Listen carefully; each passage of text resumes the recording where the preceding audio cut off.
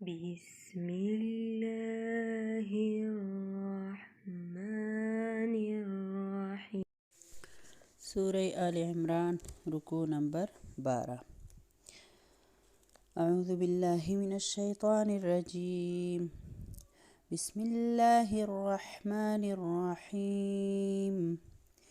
کنتم خیر امت، یی تاسو بہترین امت، اخرجت للناس چی استلی شوی ای دپاره د خلکو، تأمرون بالمعروف وتنهون عن المنکر وتؤمنون بالله. تاسو به حکم کوئ په نیکۍ سره او منع کوئ به تاسو خلک د بدۍ نه، او تاسو به ایمان لرئ په الله باندې. ولو آمن اهل الكتاب لکان خیرا لهم، او کچری ایمان راوړی وی اهل کتابو لکان خیرا لهم، نو دا بهتره و د دوی دپاره. منهم المؤمنون و اکثرهم الفاسقون، ځینې د دوی نه مؤمنان دي او اکثر د دوی نه فاسقان دي. لن یضروکم الا اذی، هرگز ضرر به ونه رسوي تا ته دوی مګر په تکلیف ورکولو سره. وان یقاتلوکم یولوکم الادبار، او که دوی جنگ کوي ستاسو سره نو وبګرځئ دوی شاګانې. ثم لا ینصرون، بیا به نه کیږي د دوی سره هیڅ امداد. ضربت علیهم الذلة اینما ثقفوا، وهلی شو په دوی باندې ذلت هر چرته چې وموندلی شي دوی.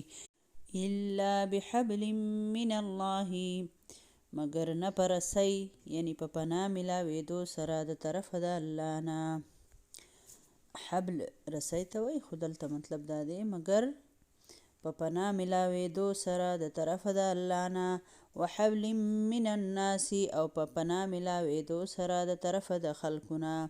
وباءوا بغضب من الله، او دوی اخته شو په غضب سره د طرفه د الله نه. وضربت علیهم المسکنه، او وهلی شوه په دوی باندې محتاجي غریبي. ذلک بانهم كانوا یکفرون بآیات الله، دا په وجه دی چې بېشکه دوی وو کفر کوونکي د الله د آیتونو نه. ویقتلون الانبیاء بغیر حق، او وجل بی قتلول بی پیغمبران په نحق سره. ذلک بما عصوا وکانوا یعتدون، دا په وجه دی چې دوی نافرمانی کول او دوی د حد نه وړېدونکي. لیسو سواء، ندی برابر دا ټول اهل کتاب او شان. من اهل الكتاب، ځینې د اهل کتابونه، امت یو ډله ده، قائمة یتلون آیات الله، چې ولاړه ده په حق او لولي آیتونه د الله. آناء اللیل وهم یسجدون، د شپې په وختونو کې او دوی سجده کوي الله ته. یؤمنون بالله والیوم الاخر، ایمان لري دوی په الله باندې او په ورځ د آخرت باندې. ویأمرون بالمعروف وینهون عن المنکر ویسارعون فی الخیرات، او حکم کوي په نیکۍ کولو سره. وینهون، او منع کوي خلک د بدۍ نه، او دوی کوششونه کوي په کارونو د نیکۍ کې. واولئک من الصالحین، او دا خلک د صالحانو نه دي. وما یفعلوا من خیر، او هغه څه چې کوئ تاسو د نیکۍ نه، فلن یکفروه، پس هرګز به نه کیږي ناقدري د هغې. والله علیم بالمتقین، او الله ښه پیژني متقیان یعنی پرهیزګاره خلک. ان الذین کفروا لن تغنی عنهم اموالهم، بېشکه هغه کسان چې کفر لاره اختیار کړې ده هرګز به لرې نه کړي د دوی نه د دوی مالونه. ولا اولادهم من الله شیئا، او نه د دوی اولاد د الله د عذاب نه هیڅ څیز. واولئک اصحاب النار، او دا خلق د اور خاوندان دي. هم فیها خالدون، دوی به په دې اور کې د همیشه دپاره یي. مثل ما ينفقون في هذه الحیات الدنیا، مثال د هغه څه چې خرج کوي دا کافران په ژوند د دنیا کې. كمثل ريح فيها صر أصابت حرث قوم ظلموا أنفسهم فأهلكته. د دوی مثال پشان د داسې هوا دی چې په هغې کې ډېره یخني چې ورسیږي یو فصل ته د هغه قوم چې ظالمانان په خپلو ځانونو پس تباه کړي دغه فصل، هلاک کړي دغه فصل. وما ظلمهم الله ولكن انفسهم یظلمون. او نه دی ظلم کړی په دوی باندې الله، لیکن دوی په خپلو ځانونو ظلم کوونکي دي. يا أيها الذين آمنوا لا تتخذوا بطانة من دونكم. اے هغه کسانو چې ایمان مو راوړی دی، منیسئ تاسو دوستان دراز سوا ستاسو د مسلمانانو نه. لا یألونکم خبالا، نه کوي دوی کمی تاسو ته په نقصان در رسولو کې. ودو ما عنتم، خوښوي دوی هغه څیز چې تاسو په نقصان کې واچئ، تاسو ته ضرر در ورسئ. قد بدت البغضاء من افواههم، یقینا ښکاره شوی دی بغض د خلو د دوی نه. وما تخفي صدورهم اکبر، او هغه چې څه پټ ساتي دوی په سینو کې په زړونو کې هغه ډېر سخت دی. قد بینا لکم الآیات، یقینا بیانوو موږ تاسو ته آیتونه. ان کنتم تعقلون، کچرې یئ تاسو پوهه یا کچرې یئ تاسو عقل لرونکي. ها انتم، واورئ تاسو، اولائی تحبونهم، هغه کسان یې چې تاسو محبت کوئ د دوی سره. ولا یحبونکم، او دوی نه کوي محبت ستاسو سره. وتؤمنون بالکتاب کله، او حال دا دی چې تاسو ایمان راوړئ په ټولو آسماني کتابونو باندې. واذا لقوکم قالوا آمنا، او هر کله چې یو ځای شي ستاسو سره دوی وایي موږ ایمان راوړی دی. واذا خلوا عضوا علیکم الانامل، او هر کله چې جدا شي نو چیچي په تاسو باندې ګوتې خپلې من الغیظ، د غصې نه. قل ورته ووایه موتو بغیظکم، مړه شئ په دې خپلې غصې کې. ان الله علیم بذات الصدور، بېشکه الله پاک پوهیږي په هغه خبرو چې په سینو کې دي. تمسسکم حسنة، کچرې رسیږي تاسو ته څه خیر، تسؤهم، نو دوی خفه کیږي په هغې. وَإِن تُصِبْكُمْ سَيِّئَةٌ يَفْرَحُوا بِهَا، او که در رسیږي تاسو ته څه تکلیف مصیبت نو دوی خوشحالیږي په هغې باندې.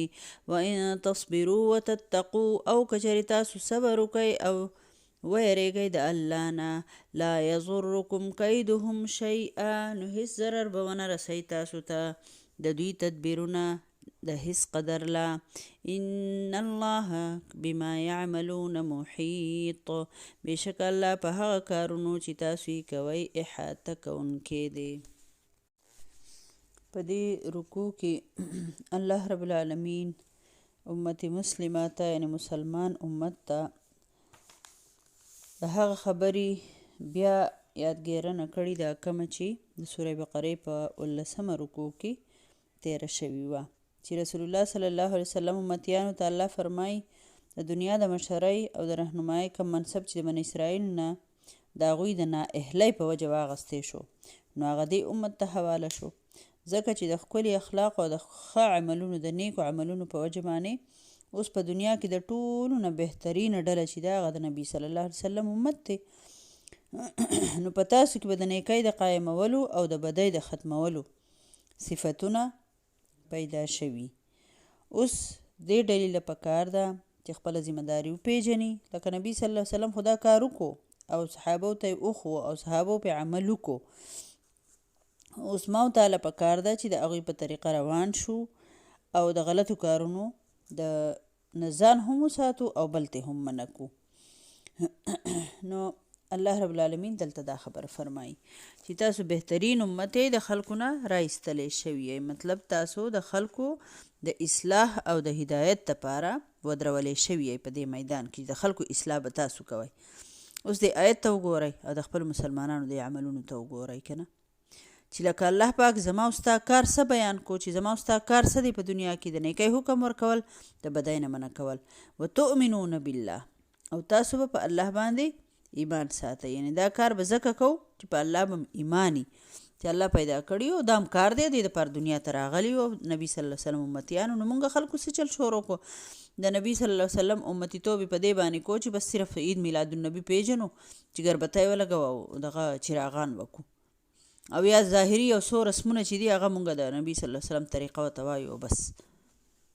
نو د نبي صلی الله علیه وسلم میشن خدا و چې د قرآن نظام یې قایمه و او نن چې چاته د قرآن د نظام وي نو دا خبره یې نه ده خوښه. نور ټولې خبرې هم خوښې دي خو د قرآن نظام قایمول ته بیا خلک جوړ نه دی. دا زموږ د خلکو ډېره کم نصیبي ده، ډېره زیاته بد نصیبي هم ده او د دې برانه الله خصوصي تپوس کوي به حیثیت یو مسلمان امت چې ما تعالی الله ذمهداري را کړې ده که نه دونه لویه ذمهدارۍ مونږ اقرار کړی دی او داسې ښکلی په ارام مسلمان ژوند تیلی لکه بس څه خوښی بس هغه به کوې او داسې به زندګي دې تېره به شي. الله رب العالمین فرمایي که اهل کتاب ایمان راوړی وي نو دا د دوی دپاره بهتره وه خو په دوی کې لږ ایمان راوړه او اکثر د دوی نه فاسقان دي، د الله نافرمانه دي. بیا الله رب العالمین فرمایي چې هرګز دوی تا ته ضرر داسې نشي در رسولی، صرف معمولي تکلیف در کولی شي که نه. یعنی کنزل به وکړي، بدرت به درته ووایي، ستا خلاف به سازشونه وکړي، غلطې پروپیګنډې به در پسې وکړي، داسې نور کارونه به وکړي. نو ظاهره ده دا خبرې خلک خفه کوي، ذهني طور دا څونه تکلیف خلکو له ورکوي که نه چې په تا پسې څوک لګیایي مسلسل.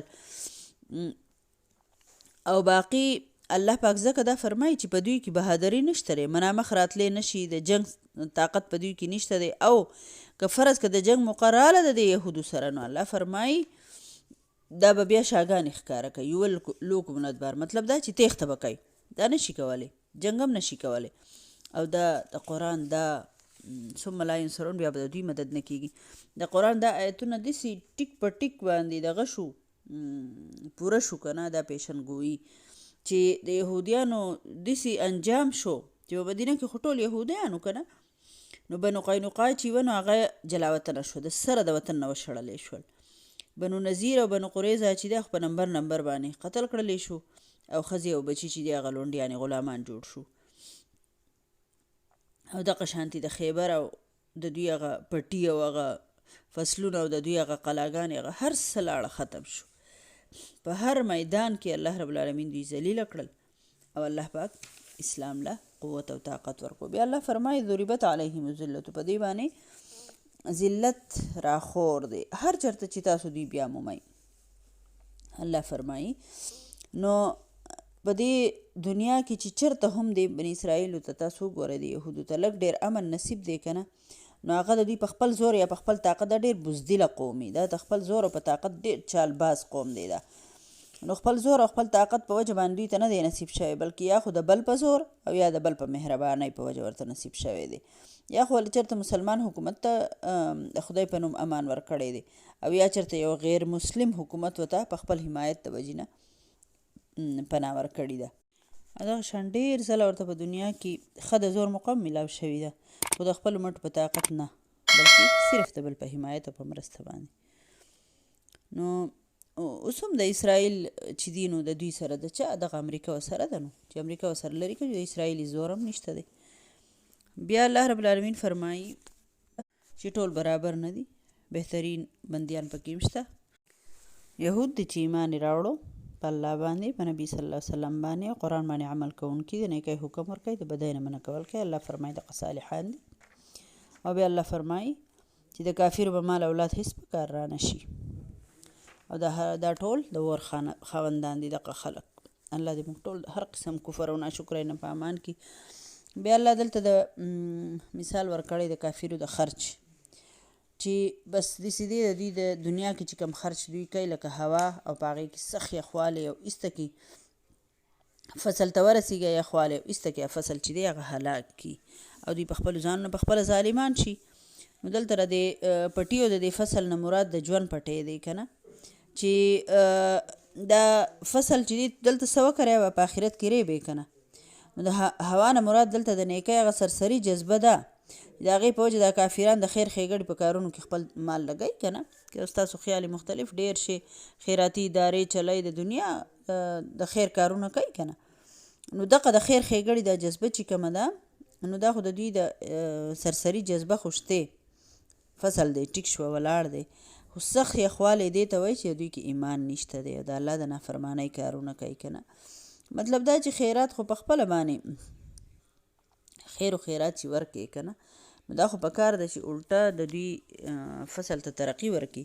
خو چونکې په دې کې یخوالی دی یعنې نیت یې خراب دی، نو د دې وجې نه دغه نیت چې دی نیت خراب سوی بلکې ایمان یې نشته که نه. د ایمان یې نشته دی، د کفر دا زهر چې دی نو دا داسې دی لکه سخت یخوالی دا فصل ایسته تباه کړي. که ظاهره باندې دوی د خیر ښېګړې کار وکړي خو دوی له به هېڅ فایده نه ورکوي ځکه چې د دوی ایمان نشته دی. بیا الله رب العالمین مؤمنانو ته وایي مؤمنانو دا کافر چې دی یهود دا دوستان منیسئ، رازداري منیسئ، ځکه چې دوی هېڅ قسم کمی نه راولي تاسو ته په نقصان در رسول کې. وایي غواړي چې خدای په څه طریقه دا مسلمان په سخته شي او دا خبره دوی پټه ساتي خو د خولو نه کله کله ښکاره هم شي او زړه چې دی نه خو د حسد او د بغض نه ډک دی. نو خبره دا وه چې د رسول الله صلی الله علیه وسلم چې مدینې ته هجرت وکړو نو دغلته کې دغې چې وو د یهودیان نو د دوی سره د اوس او خزرج قبیلو د مخکې نه دوستانه وي. ما تاسو ته ویلي وو که نه چې یو الټه به یې جنګوله دوی به ځان نه خبر نه وو بیا به یې ترې فایدې اخیستې. خو چې بیا دوی ایمان راوړو نو ظاهري د دوی د مسلمانان شو خو هغه پخوانی دوستانې خو د دوی وي نو دې یهودیانو دا چال لاندې کړی چې د دې مسلمانانو نیکانو صحابه وه. خو صحابه هغه خو نه پوهېدل لکه سادهګانو ایمان یې راوړو نو لکه خلک په خپله باندې مخلص شي او چې دوی به ورته وایي نه مونږ خو اهل کتاب مونږ هم ستاسو پیغمبر منو نو ظاهره د دوی به سره کېنه پاسه کول او تعلق به یې ساتو. نو دا به یې د څه دپاره ساتو؟ دا دوستان چې وه نو دا د په زړونو کې د مسلمانانو سخت دشمنانو د مسلمانانو سره به یې ظاهره دوستانه ساتله، د مسلمانانو نه رازونه به یې معلومول او هغه رازونه به یې بیا دشمنانو ته رسول د مکې کفارو ته او مسلمانانو به کله یو فتنې سر اوچته و کله به بلې فتنې سر راوچته و په چل خلک نه پوهېدو چې دا څه دي که نه. الله رب العالمین ورته دا ښکاره کړله چې دا د دوی سره دوستانه کټ کوي. سوچ وکړئ که نه په هغه وخت کې د الله رسول صلی الله علیه وسلم موجود دی او د الله حکم راغی دوستي ورسره مه کوئ که نه. او نن څه کومه خلکو یهودیانو نه مسلمانانو حکمرانانو چې دی پلانان جوړ کړي دي. بیا الله فرمایي واورئ تاسو هغه کسان چې تاسو خو دوی سره محبت کوئ خو هغه تاسو سره محبت نه کوي او تاسو په ټولو آسماني کتابونو ایمان راوړئ. لکه حق خو دا دی چې مونږ خو تورات منو نو په کار دی چې الټه دوی زموږ سره دوستانه کولې او مونږ ورسره نه کولې ځکه چې دوی زموږ قرآن نه مني مونږ خو به نه لکه زموږ څه خو د الله کلام دی خو لکه دوی مونږ نه مني مونږ به حیثیت قوم نه تسلیموي که نه. او الله فرمایي وایي کله چې تاسو سره یو دي دوی وایي چې مونږ ایمان راوړی خو چې جدا شو نو د قار نه د خپلې لاسونه خلک وایي که نه لاس یې په خوله کې ورکړو چکې په ځان ولګو نو دوی له دونه غصه ورځي د یهودو له په مسلمانانو په ترقۍ باندې غصې وله ورځي په ځان چکونه لګوي او چې کله مسلمانانو ته بس کامیابي ورسېده جنګ به یې وګټو نو بس دا یهود به سم دغه شوي اور به یې اخیستی و د غصې نه او چې مسلمانانو ته به نقصان ورسېد دوی به خوشحاله و یو بل له به مبارکۍ ورکولې.